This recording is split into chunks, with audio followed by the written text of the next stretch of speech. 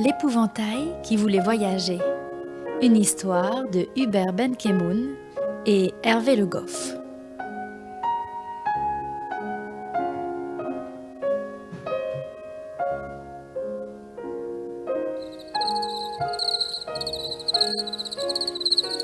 Là-bas, derrière les collines où l'aubépine fleurit, non loin de cet endroit où la rivière dévie, au beau milieu d'un champ qu'on ne cultive plus, se dresse une étrange silhouette, oubliée et perdue. Les bras ouverts, les yeux pointés sur des feuillages lointains, ce n'est pas un paysan seul au travail, ce bonhomme, cette silhouette, pas un chasseur ayant perdu son chien. Cette ombre, c'est un vieil épouvantail, même pas un homme, moins qu'une marionnette. On pourrait l'appeler Alphonse, Henri ou Salomon, mais comme personne jamais ne lui parle, à quoi bon? Chargé d'effrayer les oiseaux alentours, on l'a planté ici depuis toujours. Toujours? Évidemment, ce n'est pas vrai, mais tout ce temps paraît une éternité.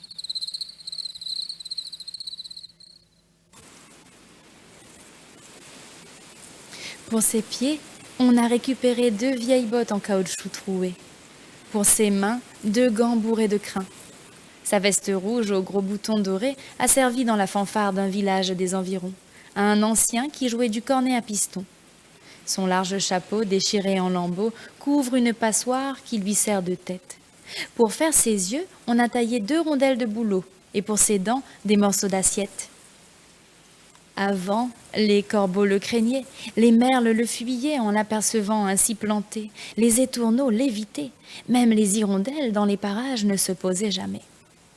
C'était avant, lorsque poussaient dans ce grand champ autre chose que des chardons et du chien-dent. C'était au début, il y a longtemps. Les choses ont bien changé maintenant. À présent, les épaulettes fanées de sa veste en guenilles, son chapeau, ses bras écartés, son uniforme de pacotille, plus un seul oiseau ne les redoute jamais. Lui qui était plus fier qu'un général d'armée, protecteur de ce champ, son territoire, n'est même plus l'ombre d'un guerrier et ne sert plus à rien que de pauvre perchoir. Voilà pourquoi le vieil épouvantail pleure. De vraies larmes, des larmes salées, des rondes qui coulent sur son visage rouillé, qui évitent ses dents en assiettes ébréchées. Ce sont les larmes d'un humain, ni celles d'un épouvantail, ni celles d'un gros pantin. Et ces lamentations sont celles d'un malheureux. Je suis si vieux, si vieux. Éloigner les oiseaux, les faire déguerpir, je n'ai jamais rien fait de mieux. Mais à jouer les sentinelles, à défendre cette parcelle, je n'ai pas réussi à me faire un ami. Pourtant, là-dessous, moi aussi, j'ai un cœur. Un inutile, voilà ce que je suis. Je me sens si seule et j'ai si peur de n'avoir rien fait de ma vie. Pas d'amis? Quelle plaisanterie! Nous, on t'aime! Chante alors une hirondelle. Un inutile, dis-tu? Mais pour nous, sais-tu que tes bras sont les plus doux? Ajoute doucement un coucou. On t'adore, scandent ensemble d'autres oiseaux qui se rassemblent de tous les arbres, de tous les rochers de la contrée. Pour nous reposer, tu es notre préféré. Tu pourrais nous demander n'importe quoi, on le ferait immédiatement pour toi. Alors emmenez-moi loin d'ici, supplie le vieil épouvantail entre 2 sanglots. Comment? Quoi? Qu'est-ce que tu dis? S'étonnent en chœur les pies, les mésanges, les chardonnerets et les loriots. Emmenez-moi! Pas pour voir la mer ou la muraille de Chine, pas visiter l'Afrique, simplement de l'autre côté de ces collines. Ce serait magnifique. Emmenez-moi, s'il vous plaît, répète-t-il encore. Puisque vous vous dites mes amis, alors emmenez-moi ailleurs avant que je meure. Cette nuit-là, tous les oiseaux tiennent conseil.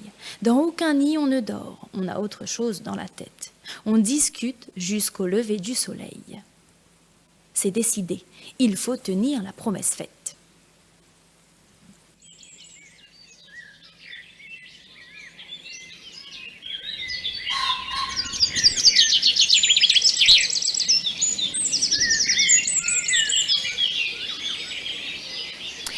Pas 10, pas 100, pas 1000. Au matin de ce jour de printemps, Un nuage entier de 100 000 oiseaux s'agrippe le plus délicatement à un épouvantail pas plus lourd qu'un roseau. Et il éclate d'un rire émerveillé d'enfant lorsqu'il décolle doucement de son chant. Ému, il voit la rivière au-delà de ce qu'il en connaît, les cimes des arbres, le champ aussi où on l'avait planté. Regarde, toi qui veux voir les collines et derrière, il n'y a vraiment rien d'extraordinaire. D'autres champs, plus petits ou plus grands, tous oubliés, encore la rivière, plus large au bord, les mêmes bosquets, c'est tout. C'est magnifique, emmenez-moi encore, allez, par ici et aussi par là. Tu trouves vraiment, s'étonnent les oiseaux.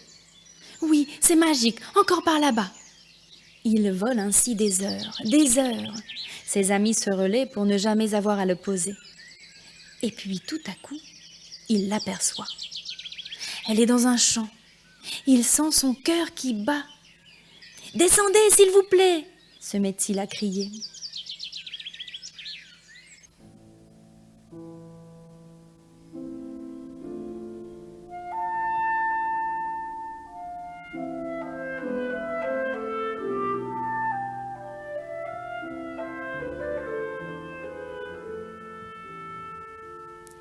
Même sans chapeau, avec ses cheveux en chiffon, même sans veste, dans sa blouse bleue en nylon, même si ses yeux sont deux gros bouchons en plastique, même si sa bouche n'est qu'un vieux râteau antique, elle lui ressemble tellement, tellement. Elle aussi écarte les bras depuis si longtemps. Les oiseaux, exactement comme il faut, face à elle le déposent. Ils roucoulent, claquettent, sifflent, jasent, piaillent et puis se taisent.